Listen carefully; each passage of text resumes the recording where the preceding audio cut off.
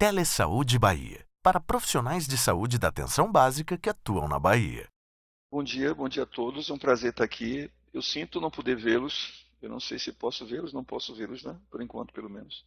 Então, para mim é uma experiência nova não poder vê-los, olhar para vocês.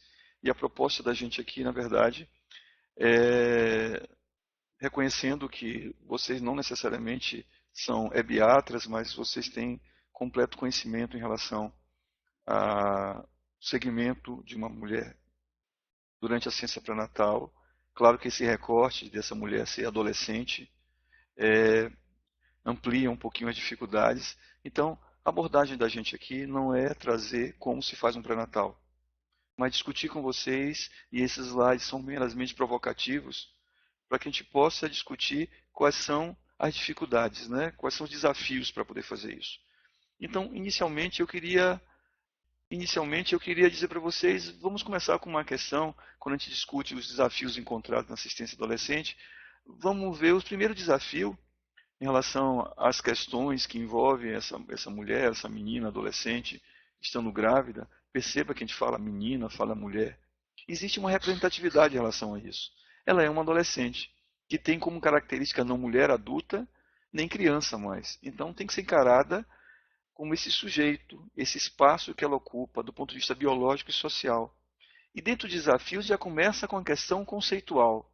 É o conceito mais estabelecido pela Organização Mundial de Saúde, que seria o período de desenvolvimento humano entre a infância e a idade adulta, e aí abarca desde a puberdade ao completo desenvolvimento do organismo. A Organização Mundial de Saúde fala entre 10 e 19 anos. O Estatuto da Criança e Adolescente aqui no Brasil fala entre 12 a 18 anos. Então, o primeiro desafio é estabelecer quem é esse sujeito, quem é essa pessoa, qual é esse período realmente que nós vamos estar atuando, e temos as questões legais.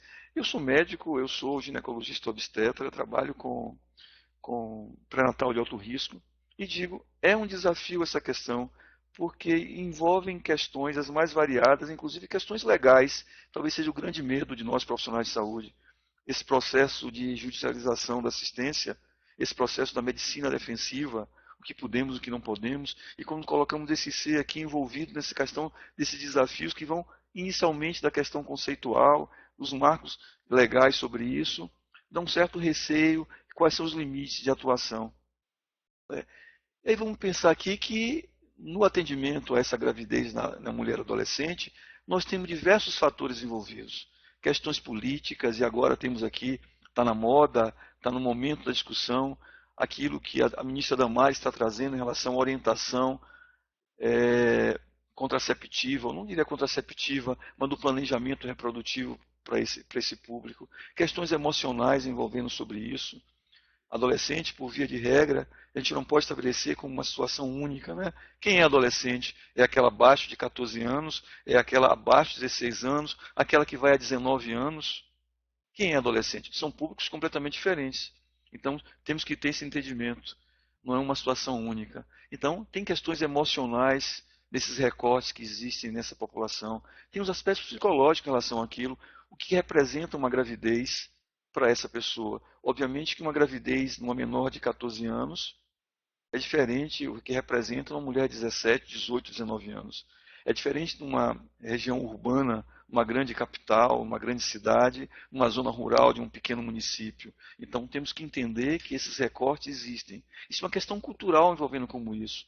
Em algumas situações, uma mulher de 15 anos grávida, nossa segunda, terceira gravidez, é completamente reconhecido, aceitado, legitimado pela sociedade que ela vive. Em outras situações, uma completa afronta, não é, aos valores de determinado núcleo, determinado recorte social. As questões econômicas, né, as questões da curva, da pauperização, do empobrecimento dessa população, aumenta a família, aumenta a demanda, os gastos, a escolaridade, a manutenção sobre isso. O ciclo de pobreza se perpetua em relação a isso. Então, tem os aspectos econômicos, os aspectos biológicos, os riscos maiores envolvidos nas questões de pré-eclâmpsia, de trabalho parto prematuro, da própria prematuridade, das complicações com o seu recém-nascido. O aspecto religioso, o que envolve a questão efetiva, óbvia, materializada com a gravidez numa atividade sexual que foi mantida. Então tem alguns aspectos religiosos, filosóficos, eu diria. Isso repercute em quê? Repercute numa atividade sexual precoce, numa orientação sexual inadequada, na destruturação familiar. É, bom, ninguém é obrigado a viver com ninguém para sempre. Mas quando você mantém uma relação familiar muito em cima, uma relação familiar muito precoce, a chance de que esse casal, e é legítimo que isso possa acontecer, se desarticule, encontre um novo parceiro, uma nova parceira, isso é um fato real. Isso não deve ser impeditivo para que possa acontecer, mas estamos isso cientes que isso possa acontecer. A baixa condição econômica que normalmente está associada aos fatores econômicos que gera, como eu falei anteriormente, esse ciclo de pobreza, essa dificuldade de inserção no mercado de trabalho, a ausência de projetos de vida. Às vezes corta o coração quando você está atendendo uma adolescente, às vezes na sua segunda gravidez, que teve um abortamento pregresso, a gravidez atual, e ela fala para a gente que quer ser uma advogada, uma juíza, uma médica, uma enfermeira, uma assistente social. A gente pensa o seguinte: quais são as chances efetivas desses projetos se materializarem, se tornarem realidade? E a violência sexual que está permeando, que a maioria das vezes está associado à gravidez, né, que surge, que nós estamos assistindo. Então, nós estamos aqui com vários fatores envolvidos que tem uma conotação, que tem um peso a depender de que núcleo social, qual é a sociedade, qual é a situação que essa adolescente grávida está, que nós estamos assistindo, reflete, né? E outros desafios encontrados na assistência adolescente, né? A maternidade na adolescência é mais frequente de jovens de camada mais pobres, esses que têm menor escolaridade. Isso é um fato. E você vê essa sociedade heterogênea que nós vivemos no país, essa dificuldade de um núcleo familiar com recursos que possam acolher essa mulher, que reflete nessa dificuldade da assistência. Então nós estamos em um desafio importante, um desafio social. Parece que os desafios biológicos existem, mas nós estamos diante de uma situação que as questões sociais são mais importantes do que as questões biológicas, não que elas não existam. Então, será que nós, profissionais de saúde, eu posso falar como médico, mas eu posso estender, sem medo de errar, para os nossos colegas enfermeiros, para os nossos colegas assistentes sociais. Os assistentes sociais, ele tem até por formação profissional, que está mais atento, eles estão mais atentos a essas questões que envolvem isso. Mas nós, profissionais médicos, eu falo com completa segurança, nossos colegas enfermeiros, nutricionistas, nós temos dificuldade de entender isso com mais propriedade. Nós precisamos de alguma coisa, vou falar do médico aqui, alguma coisa que seja objetiva, né? Nós temos um pensamento muito positivista em relação à questão da assistência, né? Um outro aspecto que é a média de idade da iniciação sexual em mulheres é de 15 a 14 anos. Existem estudos mostrando que, por exemplo, é um estudo muito interessante, que mostra um estudo feito por pesquisadoras aqui na Bahia, que estudou adolescentes em Porto Alegre, um estado economicamente mais desenvolvido. Eu não sei se é economicamente mais desenvolvido, mas seguramente uma população com a proximidade menos heterogênea na sua formação social, onde as adolescentes de Porto Alegre iniciam a sua vida sexual mais precoce do que aqui as baianas de Salvador, pelo menos. Mas as baianas de Salvador engravidam mais cedo. Então, e existe um hiato em relação à orientação do planejamento reprodutivo. E isso é um reflexo, isso é um recorte da sociedade. Então, esse é um desafio, o desafio social em relação a como nós podemos abordar essa gestante adolescente. Temos a questão aqui de a dificuldade de fazer o diagnóstico. Muitas vezes o diagnóstico é tardio, a janela que possamos fazer algum tipo de intervenção para reduzir os riscos biológicos e riscos sociais, pela negação dessa adolescente em relação à gravidez, o medo de rejeição por parte da família, por parte de seus pares, a dificuldade de acesso à assistência. Existem estudos mostrando que, em média, o pré-natal como um todo se inicia aqui por volta da 18ª semana. Por mais que seja uma recomendação do Ministério da Saúde, da Rede Cegonha, captação precoce do pré-natal, das gestantes como um todo, e isso se dá mais tardio ainda nessas adolescentes, pela negação inicial da gravidez, pelo medo de rejeição, por ter cometido algum tipo de delito que não era esperado por ela. E as alterações da fisiologia da adolescente. Muitos adolescentes, principalmente na fase inicial, os ciclos menstruais não são regulares. Então, o atraso menstrual passa a ser uma situação completamente frequente no dia a dia dessas meninas, dessas mulheres. E o que acontece é que isso favorece uma dificuldade maior em relação ao diagnóstico. Então, nós temos aqui uma situação que envolve complicações, desafios sociais, desafios que envolvem a nossa própria percepção em relação à gravidez nessa faixa etária. Bom, e os riscos que são inerentes associados sobre isso? O risco maior de anemia, de doença hipertensiva específica da gravidez, os extremos da idade reprodutiva ampliam os riscos da pré-eclâmpsia. No adolescente está envolvido nessa questão. O trabalho de parto pré-termo, então os partos prematuros e seus bebês prematuros também são uma característica dessa gravidez, não única para essa gravidez, mas ser adolescente amplia potencialmente risco maior. As infecções, a ruptura prematura de membrana, as infecções do trato urinário, as infecções da cervicocopites estão associadas, que por sua vez se associam também ao trabalho de parto prematuro. As questões nutricionais, ou ganho ponderal de peso. Então, normalmente essas meninas, por terem uma negação inicial, por terem dificuldade de se apresentarem como grávidas, elas terminam tendo dificuldades na sua própria alimentação, o baixo peso desses bebês, o da própria gestante levando o baixo peso, o crescimento uterino restrito ou retardado, os dois termos podem ser utilizados, a morte neonatal. Então, existem estudos mostrando que risco maior de mortalidade nos filhos dessas mães adolescentes, mas são por uma questão biológica só? Não, por uma questão do cuidado, da estrutura do cuidado. Elas mal conseguem muitas vezes, eu estou falando das mais jovens principalmente, cuidar de si próprias. Imagine agora a responsabilidade por fazer sobre isso. Não é? E existe maior risco naquelas menores de 15 anos. Então, nós estamos falando da existência de riscos biológicos, de riscos obstétricos dessas meninas, não só dos riscos sociais. Como lidar com isso? Não é? Provoca um impacto social tremendo, com custos na assistência, com custo da própria sociedade. Mais 70% das gestações não são planejadas. Não é? E a gravidez na adolescência é uma situação rica nesse contexto, levando uma alta evasão escolar. Já tem dificuldade, quando se faz a anamnese, você vê que já existe um atraso em relação à escolaridade, de cumprir a sua grade.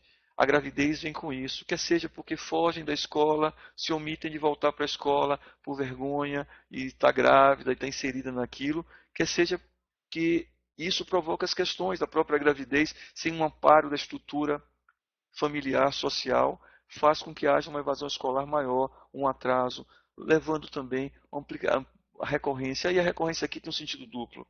Eu diria tem até um sentido triplo. A recorrência em relação à evasão escolar, levando a dificuldade dessa menina continuar no seu fluxo de aprendizado. A recorrência da gravidez por falta de informação. Cria um ciclo, que é um ciclo vicioso em relação à evasão escolar, baixa qualificação profissional. A baixa qualificação profissional levando ao subemprego, quando existe o subemprego. A boa parte, nem isso existe, e levando à pobreza, e a pobreza levando a um risco maior de gravidez, levando ao impacto social com a evasão escolar. Se fecha quase esse ciclo em relação àquilo.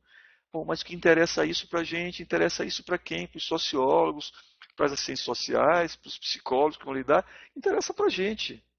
Nós somos uma referência, nós médicos, enfermeiros, somos uma referência para isso. Nós temos que estar antenado que essas questões não são as questões unicamente ligadas a isso. E aí voltamos à questão da recorrência aqui. Recorrência não é só dessa mãe adolescente vir engravidar novamente adolescente.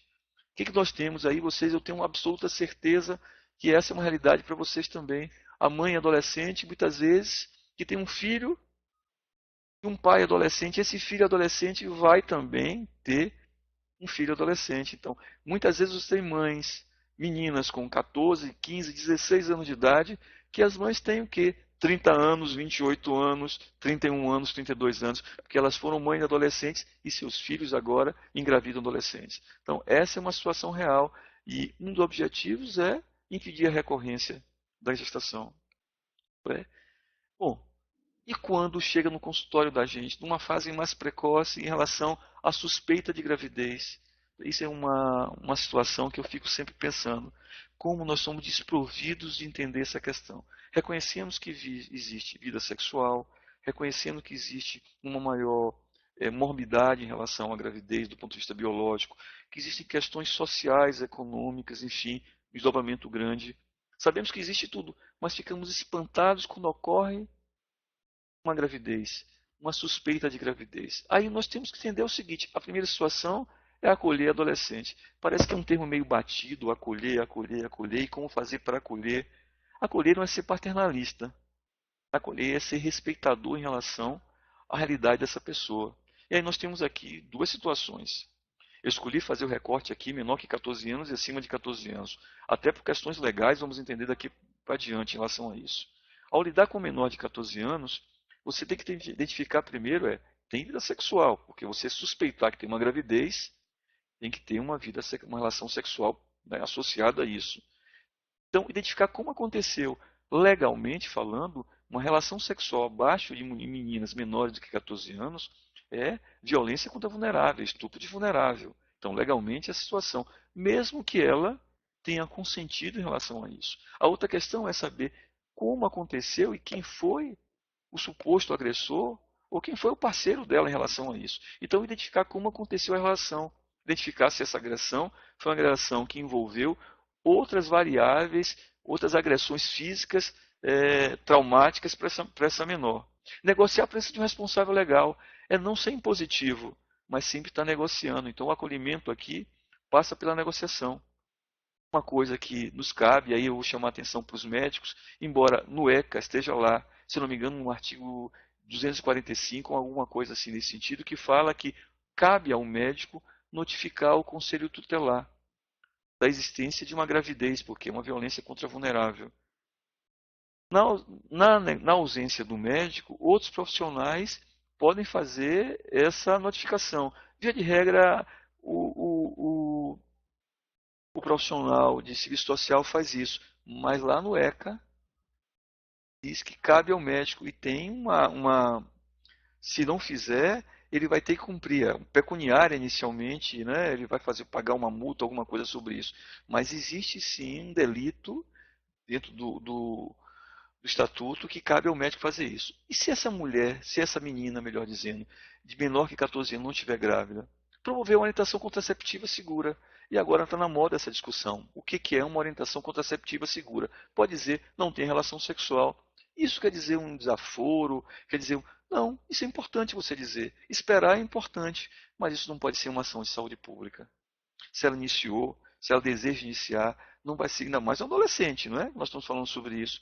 Não vai ser uma orientação única e exclusiva. Pode ser que sirva para alguns núcleos familiares específicos, mas com medida de saúde pública, dizer não faça, adie. Bom, te diga isso, faça e adie, mas se diga também se é inevitável, se vai fazer. Existem métodos contraceptivos seguros, não invasivos, que podem ser utilizados. Um adolescente com uma suspeita de gravidez, que iniciou a relação sexual, já tem vida sexual ativa, devemos negociar que o responsável legal ele tenha conhecimento, que isso parta a partir dela, essa informação, que você seja o elemento para mediar essa informação no consultório, mas que a busca por uma orientação contraceptiva segura tem que ser capitaneada pelo profissional de saúde. Bom, se ela tem mais de 14 anos, aí poderiam fazer um recorte até 16 anos, mais que 16 anos, 17, 18 anos, né? Devemos identificar também como ocorreu a relação. Por que essa maior que 14 anos, embora não seja mais a violência contra a vulnerável, ela pode ser, a gravidez pode ser reflexo de uma relação sexual fruto de uma violência. Então, nós temos que fazer isso. Para ter isso, você tem que acolher, sem ganhar confiança dessa pessoa que você está atendendo. Né? Agendar uma consulta pré-natal se ela estiver grávida, o mais breve possível. Já falei aqui, mostrei no slide anterior, que a gravidez na adolescente ocorre mais tardiamente. Ocorre precocemente, mas o início do pré-natal ocorre mais tardiamente. Então, iniciar a ação, nem que seja solicitando os exames, nem que seja fazer um encaminhamento para essa adolescente, para que ela já dê início aos trâmites, né, em relação a isso. Estimular a presença do pai e do bebê, trazer o companheiro para cá, mesmo que eles não estejam juntos. E aí não pode ter nenhum tipo de juízo de valor em relação àquilo. Olha, essa menina tão jovem, tão bonitinha, tão se parece uma criança com esse rapaz aqui. Olha, parece que ele não estuda, parece que ele usa alguma substância ilícita, parece que ele não tem um trabalho. Bom, isso é importante. O ideal seria, no mundo ideal, seria que esse fosse adiado para que ele tivesse uma estrutura mínima para isso.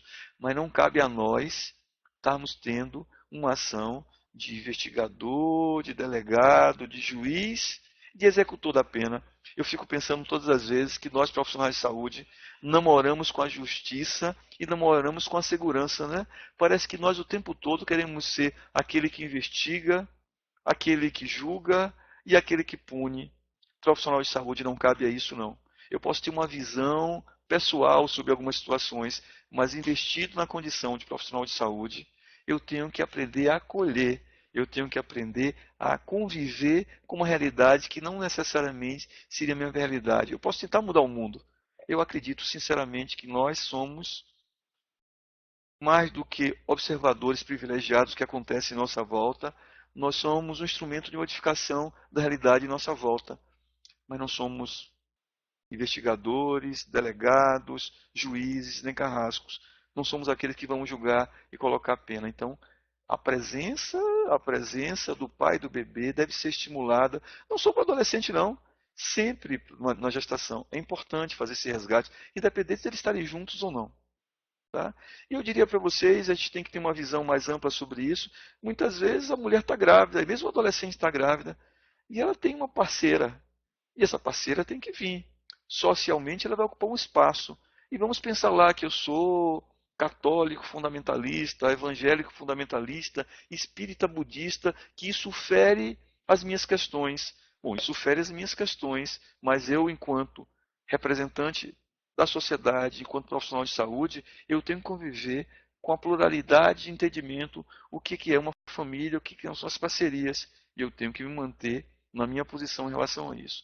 Se essa adolescente maior que 14 anos não estiver grávida, eu tenho que promover a orientação contraceptiva, assim como fiz para um menor de 14 anos. Eu tenho que orientar. Talvez aqui que eu tenha uma ênfase maior, porque aqui eu posso ampliar a capacidade reflexiva dessa adolescente em relação aos riscos, né? Buscar um caminho para isso. O nosso medo em relação a isso é grande, né? Em relação a eu vou cometer um delito, o ECA me diz que eu tenho que informar o Conselho Tutelar, que eu tenho que informar que existe uma menor de 14 anos grávida. Mas o que regulamenta a minha atuação? A Constituição Federal de 88, né, que está em vias de ser modificada, mostra que o adolescente é um sujeito social com direitos e garantias próprias, e eu tenho que respeitar esses direitos e garantias. Mostra que a condição de pessoa em desenvolvimento físico, moral e psicológico, esse ser que está em nossa frente, que está sob os nossos cuidados, ele é uma pessoa com desenvolvimento físico, moral e psicológico, tem que ser respeitado na sua completude. Não posso respeitar, minimizar. Eu não posso utilizar uma situação que eu vou colocar banalizando aquilo como se fosse uma questão, uma fuga, um acidente. Existe sempre uma questão complexa em relação a essa pessoa que está em nossa frente. A Constituição estabelece obrigações diferenciadas para o Estado, as famílias e para a sociedade geral. E existe uma responsabilidade da sociedade em relação a quem está sendo assistido nessa faixa etária. Não é? Existe uma nova cultura, foi introduzida a partir da Constituição, uma nova cultura institucional de proteção a crianças e adolescentes, que se reflete no Estatuto da Criança e da Juventude. Então, nós estamos completamente respaldados para dar e temos obrigações em relação a isso na própria Constituição Federal. O Estatuto da Criança e do Adolescente mostra que supera a visão de criança e do adolescente como objeto passivo de intervenção da família, Estado e adolescente. Isso está legitimado. Nós temos aqui uma visão muito positivista do profissional de saúde. Isso está legitimado. Não precisamos ter essa visão paternalista, matriarcal em relação a isso. A criança, o adolescente, ele é um objeto passivo de intervenção da família, está adolescente, ele está protegido por isso. Existe uma obrigação e nós, como profissionais e como cidadãos, estamos incluídos nisso também. É assegurado pelo ECA a atenção integral pelo médico do Sistema Único de Saúde. Reconhece que as crianças e adolescentes como sujeitos sociais, sujeitos de direito, baseado na Constituição. Então, o ECA e a Constituição, eles trafegam, se não tivesse a Constituição como carta magna, tem um poder maior em relação a isso. E o Estatuto da Juventude, que também reforça o adolescente como sujeito de direitos universais, geracionais e singulares, que permite, obriga a atenção integral à saúde. A atenção integral à saúde com especial ênfase ao atendimento dos agravos mais relevantes dos jovens. E aí, não que a gravidez seja um agravo, uma doença, mas está relacionado a desdobramentos sociais e biológicos, não é? Que propõe enfoque de gênero e direitos humanos, palavras que estão sendo muito contestadas na atualidade, né?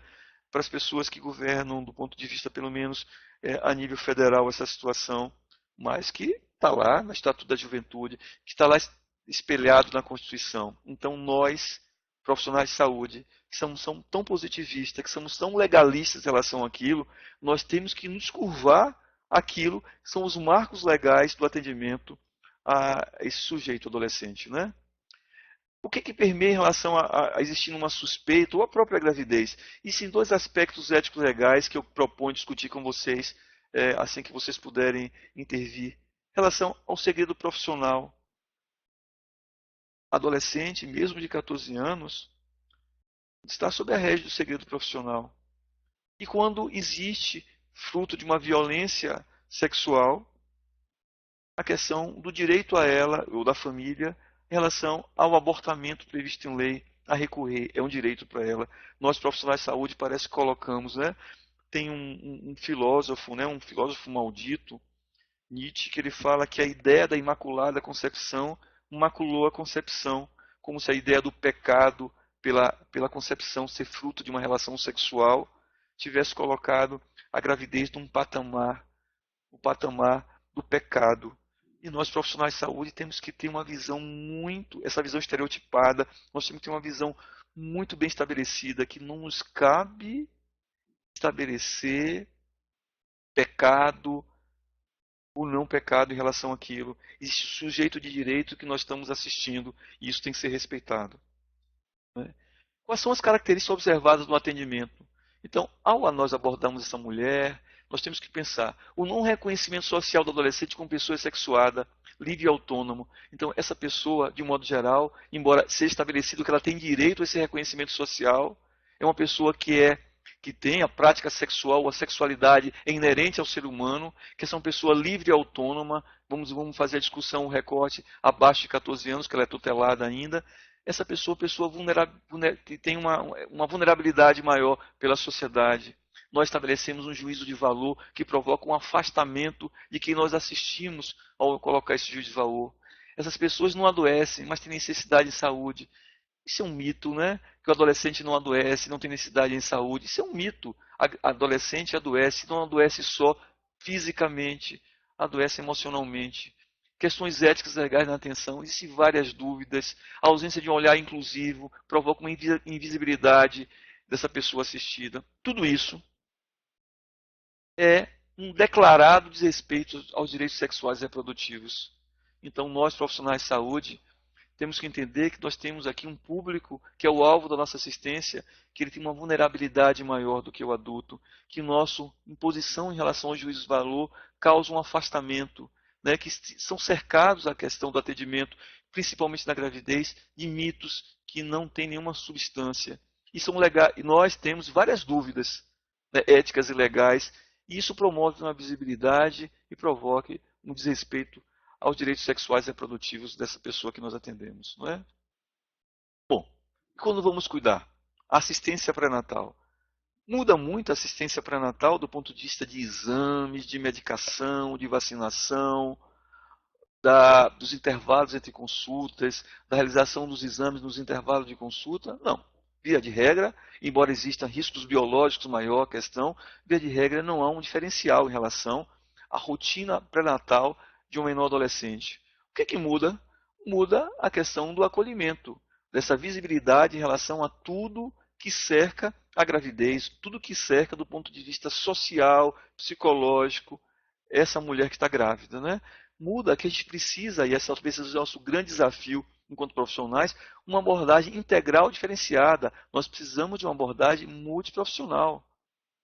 Eu sei da dificuldade que se tem de você encontrar um enfermeiro, um médico qualificado para isso, mas sei da dificuldade maior de você encontrar um profissional da nutrição, de você encontrar um psicólogo, um assistente social que esteja voltado para aquilo. Essa abordagem na gravidez, nesse recorte, implica em você ter uma equipe muito profissional. Eu não acredito que você possa ter um ambulatório de alto risco para adolescente que você não tenha um psicólogo, um enfermeiro, um nutricionista, minimamente. Eu não acredito que você não tenha um odontólogo, um médico. Esse é o nosso grande desafio para que você possa fazer isso. Mais do que acolhimento. E acolhimento não é o mimimi lá do paternalismo, não. Minha filhinha não pode ter, vamos fazer, blá, blá, blá. Isso não é acolhimento, não. Acolhimento é o respeito, o entendimento, é você entender qual foi o contexto do surgimento daquela gravidez e você ter uma abordagem. Pessoal, é na associação, na soma dos saberes individuais de cada profissional que a gente consegue ofertar uma qualidade assistencial melhor. Médico não é o principal, enfermeiro não é o principal, não é o protagonismo sobre isso, mas o somatório do saber é que vai proporcionar, em especial, nesse grupo etário. Entender que a questão da educação em sexualidade e orientação, isso não é assim, olha, eu acho que todo mundo pode transar, que todo mundo pode usar camisinha, ou eu acho que ninguém deve transar, só transa quando casa. Nenhuma coisa nem outra. A situação da educação em sexualidade não é a minha visão sobre sexualidade. Existe toda uma formação sobre isso, existe toda uma maneira de abordar essa situação. A preço do estímulo à participação masculina, a gente fala o tempo todo que existe um afastamento dos parceiros, quer seja adultos, quer seja adolescentes, em relação à evolução da gravidez. A gente fala o tempo todo, e de certa forma eu estou me colocando um pouco como homem, não sei quanto eu estou me sentindo vítima disso. Eu sei que o homem não é vítima, né? Mas também o homem não é sempre o perverso da história. Essa perspectiva na formação masculina, quando você traz ele para o segmento pré-natal, quando essa discussão passa a ser uma discussão familiar. Ser pai e ser mãe não quer dizer que seja marido, seja companheiro. Pode ser um pai e uma mãe que moram em situações diferentes. Mas você traz para cá, para evoluir, para amadurecer a ideia que esse novo ser vai surgir naquele grupo familiar ali, naquele grupo, vai existir, e a presença masculina durante a assistência pré-natal deve ser estimulada. Quantas vezes a gente entra, eu oriento, né? Eu supervisiono ambulatório de residência médica, em obstetrícia, ginecologia. E quando eu chego no ambulatório, muitas vezes está lá o parceiro. E aí a relação é, se conversa com a grávida, se conversa, se explica, e o parceiro é como se ele tivesse invisível aquilo tudo. Não se dirige um olhar para ele, não se dirige uma palavra, não se pergunta como está sentindo, não se pergunta como ele está sentindo em relação à gravidez, as relações que vão ser modificadas em relação com advindo desse novo ser. Parece que agora, eu não sou muito de internet e rede social, eu não tenho essas coisas, mas digo para vocês, não tem como não abrir a Folha de São Paulo, ter lá na UOL, e ter lá Sabrina Sato falando que ela teve dificuldade para voltar. Eu estou falando isso porque é público, viu? Tomara que Sabrina Sato não queira, me mostre para ela que estava na UOL. De que ela teve dificuldade para voltar a manter a atividade sexual após ter tido um parto. Isso que bom que ela disse isso, que ela é uma figura pública, porque é isso que acontece, e as mulheres ficam sofrendo por isso. Os parceiros que têm dificuldade de voltar a encostar na mulher durante a gravidez, quanto mais fora da gravidez. Né? Então tem que ser reinventado essa relação. Olha, pessoal, não tem como o menino chorando, não tem como o cansaço da mulher e do parceiro, que eles possam voltar. Para o homem é um pouco, talvez um pouco mais fácil em relação àquilo, né? O biológico aí está um pouco afastado, está um pouco não, está afastado para ele. Mas a mulher tem um aspecto biológico, tem um aspecto social, tem a questão, eu queria tanto ter um parto normal, virou cesárea. Eu sou incompetente, não consegui parir. Eu queria tanto poder amamentar, eu não consegui amamentar, eu sou uma incompetente. Isso vai permeando, não de todas, mas de algumas, e não é incomum isso acontecer. Então isso vai favorecer o quê? Vai favorecer que o retorno das relações seja modificado completamente natural. Não é? A questão da contracepção, a questão do aleitamento, né? Tudo isso envolve, e a participação masculina no processo da gravidez, o entendimento das modificações, favorecem que isso evolua de uma maneira mais tranquila, mais natural, que o caminho seja refeito. Não vão voltar à mesma porta que era anterior. Outras portas vão se abrir. E as pessoas entenderem que essas outras portas são legítimas e prazerosas das mesmas formas. Então, cabe a nós, profissionais de saúde, estar trazendo essas pessoas, estar trazendo o homem. Eu diria, pessoal, assim, trazendo as companheiras também. Né? Hoje em dia, assim, eu já tive experiência, não muito, de ter o trisal no acompanhamento. Um parceiro e duas parceiras. De quem era o filho, era do trisal. Como se dá, eu não sei. É uma coisa muito nova para mim ainda isso. Mas estava lá. Estava lá, numa consulta pré-natal, o trisal estava lá o tempo todo. Mais um homem do que a outra parceira, Eu não sei porquê, também não perguntei porquê, mas estava lá. Então, eu tenho que entender que eu não sou o juiz, que eu não sou o delegado, que eu não sou o investigador, e não me cabe a isso. Me cabe ser um elemento de inclusão. Não é? O planejamento reprodutivo e a oficina de grupo, as ações de grupo. O ser humano, ele se agrega, né? Os adolescentes se agregam. Então, você fazer grupos com adolescentes na mesma condição favorece a naturalizar a questão de que não houve um delito. Eu não estou dizendo que naturalizar no sentido vamos engravidar, vamos encher a casa. Se isso for da escolha desse casal, nos cabe dizer, olhe que tipo de situação de repercussão pode acontecer. Mas se for do grupo, você sabe que nada vai ser modificado. Então, as oficinas, as ações, as salas de espera, o planejamento reprodutivo que se inicia durante o pré-natal. Se deixar para pensar, discutir nas últimas consultas ou depois na consulta puerperal, quando é que ela existe, se existe, fadada ao fracasso. Né? O diagnóstico precoce confidencial da gravidez na adolescência. Como? Falamos sobre isso, que isso é uma dificuldade de se ter, mas estimular que isso possa acontecer, né? Para que possa ter uma transição entre aquela adolescente que era acompanhada na ginecologia, não é? Que era acompanhada pelo webiatra, que agora grávida, seja lá porque aconteceu, por um desejo. Pensar que a gravidez do adolescente é indesejada, na sua grande parte, é um equívoco. Existe sim. Pensar que esse adolescente, via de regra, de um modo geral, eles não medem a consequência, como os adultos me dissem, né?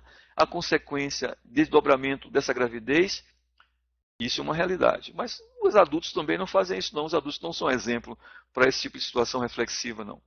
Tá? Então, em relação à ciência pré-natal, o objetivo da ciência pré-natal é promover práticas de saúde que garantam os direitos sexuais e reprodutivos do adolescente.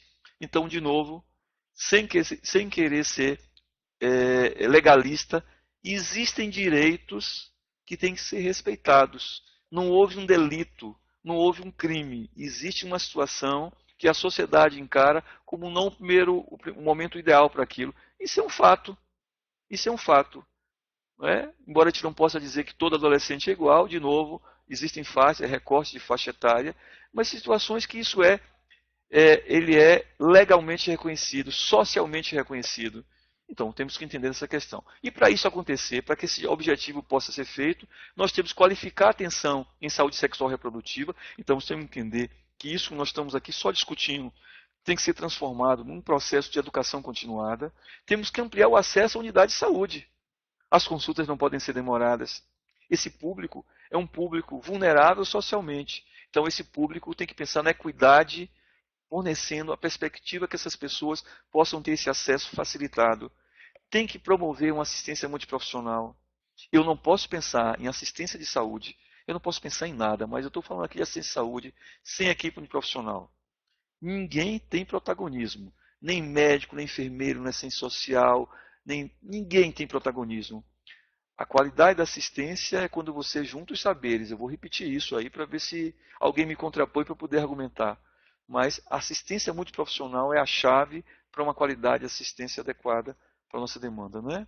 Eu só queria provocar vocês e espero que a gente possa agora dialogar aí, que a gente possa conversar um pouquinho mais sobre isso. Eu sei que isso é um primeiro momento, outros momentos vão seguir. As colegas da área técnica adolescente estão loucas para fazer essas ações com vocês. E vamos trazer outros profissionais com conteúdo muito maior que o meu, com certeza. Mas eu estou aqui para discutir com vocês. Bom, pessoal, então já antecipar aqui, agradecer o Dr. Davi, o pessoal da área técnica da saúde do adolescente, né, que a abordagem rica que o Dr. Davi trouxe aqui para nós, né, realmente é uma reflexão. E aproveite esse momento para tirar suas dúvidas, compartilhar suas experiências, frustrações, fique à vontade. Enquanto isso, Dr. Davi, tem os residentes multiprofissionais de saúde da família em Bom Jesus da Lapa. Eles vão elaborar e implementar um projeto de intervenção com essa temática.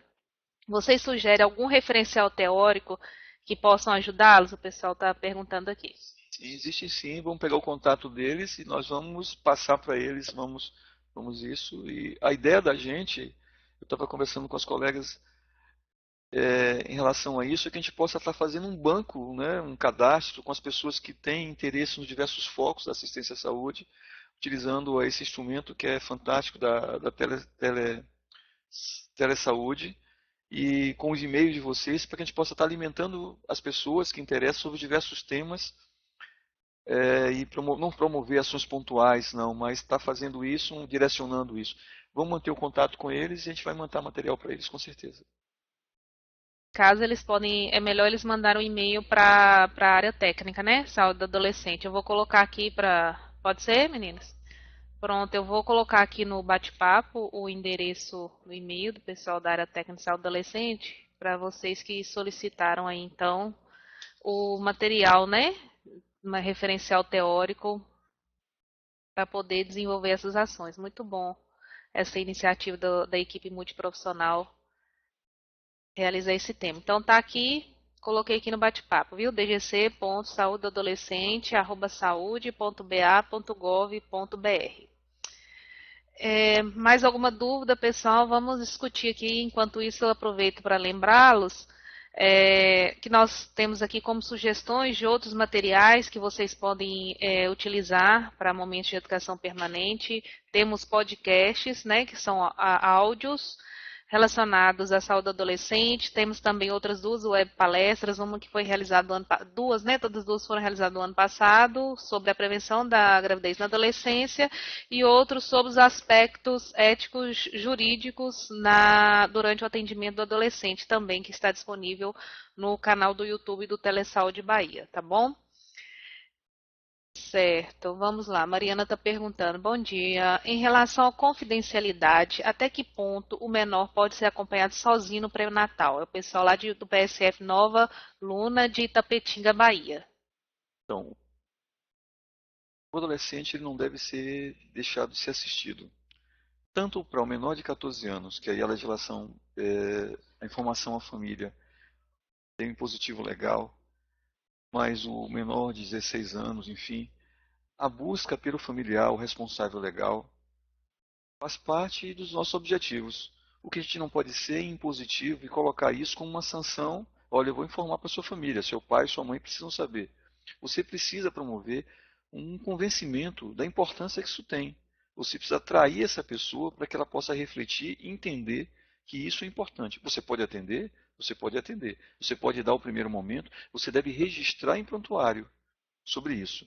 E você deve interceder junto a esse adolescente, essa pessoa que você assiste, para que ele possa trazer, se sentir à vontade, seguro, isso. E você deve intermediar no sentido de você ser um reforço para que ela possa estar falando sobre as suas questões, inclusive sobre a gravidez. Eu diria para vocês que isso é uma situação muito parecida com as pessoas que são portadoras de HIV, que descobrem no pré-natal. Muitas vezes têm dificuldade de conversar com seus parceiros. Você não pode utilizar o seu instrumento para aquilo para fugir do direito dessa pessoa em relação ao sigilo da consulta. Mas você pode sim estimular, você pode trazer. Obviamente são diferenças bem grandes em relação a isso. Eu estou trazendo pelo medo que o profissional tem de dizer: eu estou agora aqui cometendo um delito legal, um delito ético. O primeiro passo é o compromisso seu com quem você está assistindo. E você deve trazer, atrair, convencer para que você intermedie, o responsável legal participe das consultas, participe da informação. Dr. Davi disse que, em via de regra, a rotina do pré-natal é a mesma, mas as gestantes adolescentes deverão ser encaminhadas ao pré-natal de alto risco? Bom, se vocês pensarem em pré-natal, essa sua pergunta é a pergunta da época. É muito bacana que vocês perguntaram, porque nós estamos aqui discutindo pré-natal de alto risco. Quando a gente discute pré-natal de alto risco, a gente discute em torno de 10, um pouco mais, 10% das gestantes, né? Quando você vai para as questões do conceito de alto risco, você vai de questões sociais a questões biológicas. Você pode colocar, pensando em alto risco, uma pessoa com uma doença crônica, um câncer, uma doença infecciosa, ou uma questão social, você vai para uma questão de altura, de peso. A gravidez na adolescência é uma gravidez de risco, conceitualmente. Você precisa, para oferecer, para contrapor a redução desses riscos, um atendimento multiprofissional. Eu acho que sim, é uma gravidez de alto risco, mas que não necessariamente essa adolescente precisa se deslocar, né, para que seja atendida. Você pode promover uma assistência adequada, vigilante, sem isso. O que você precisa ter é uma equipe multiprofissional. Se você não tiver uma equipe multiprofissional na sua completude, mas que você tenha pelo menos profissionais, minimamente profissionais, capacitados para reconhecer essa situação. Então, resumindo, é gravidez de alto risco? É. Na minha opinião, precisa para um pré-natal de alto risco? Não necessariamente. Se você disponibiliza disso, bacana. O que você precisa de profissionais que estejam capacitados para oferecer assistência a essa gestante. Verônica diz: tem uma situação onde a mãe da gestante se recusa a acompanhar o pré-natal e o companheiro nunca pode, e ela se sente abandonada. Como direcionar esse pré-natal com maior acolhimento? Pronto, que idade tem essa adolescente? Se tiver menos de 14 anos, existe aí as questões todas legais envolvendo sobre isso. Vamos pensar que essa adolescente é independente sobre isso. Obviamente, você acaba de identificar uma vulnerabilidade dessa adolescente a mais.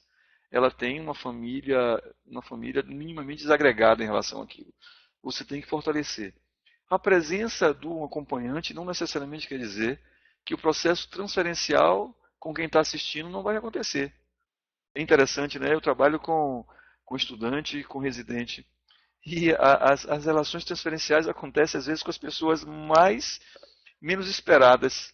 Acontece com a recepcionista de lá, e que é essa pessoa que consegue ter acesso a essa adolescente e influenciar ela nas suas decisões em relação a exames, a adesão, à assistência.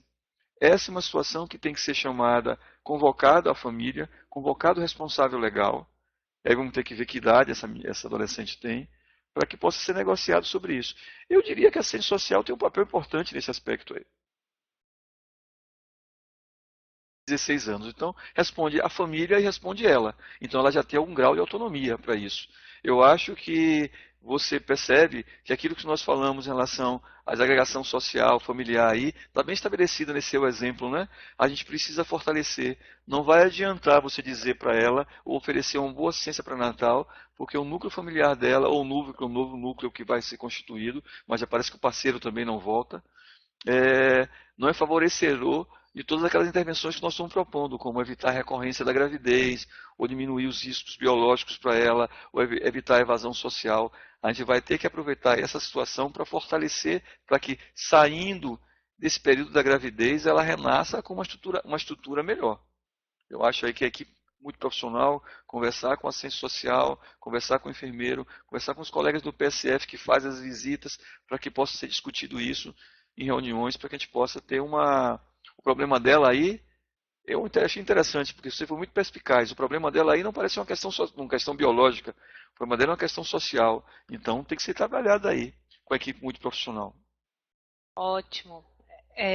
A Daniele Rios, ela elogia, né? Excelente palestra, tema pertinente e difícil de ser abordado devido às questões sociais, principalmente no aspecto da denúncia, peraí que subiu aqui, na denúncia ao Conselho Tutelar, visto que as USFs se envolvem em todos os âmbitos com a população e muitas vezes perdemos esse contato com a família devido à denúncia.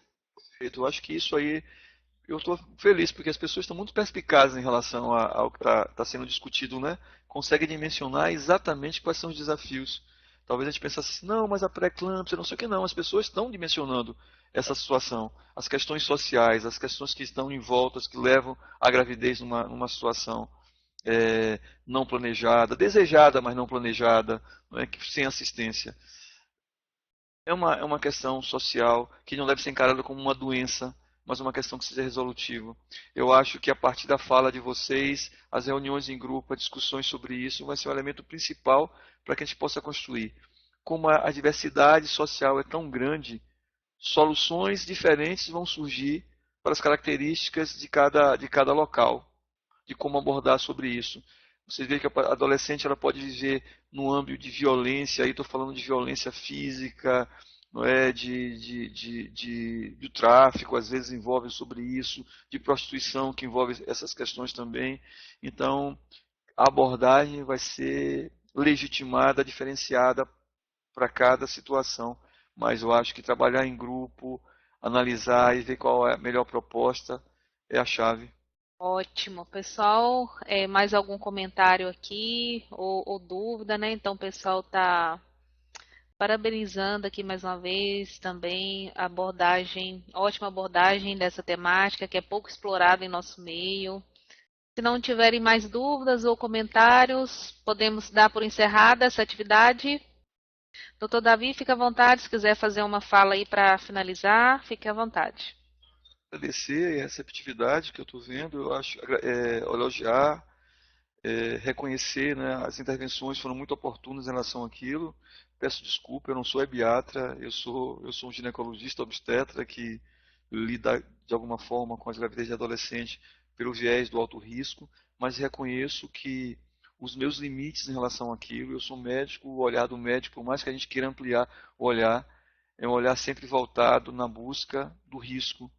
E a gravidez não necessariamente tem que se buscar o risco, o patológico.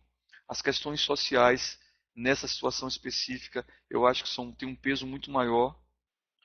E reconheço que as diversas sociedades têm aspectos muito próprios. E nós, profissionais de saúde, temos que estar juntos, temos que estar aprendendo um com os outros, vendo qual é a melhor forma. Eu agradeço muito, estou à disposição do que eu puder colaborar. Vamos ver se a gente consegue manter uma regularidade em relação à informação para as pessoas. Lamento não poder vê-los, né? Eu tenho essa questão de olhar para as pessoas, para mim é importante. Tá? Muito obrigado, bom dia a todos aí. Um abraço. Telesaúde Bahia, para profissionais de saúde da atenção básica que atuam na Bahia. Disponível em qualquer lugar e a qualquer hora. É fácil e sem complicação. Se você é integrante de equipe de saúde da família, núcleo de apoio à saúde da família, consultório na rua, mais médicos, programa Saúde na Escola e Academia da Saúde, se conecte com a gente. Por internet, telefone ou pessoalmente. Saiba mais: www.telesaude.ba.gov.br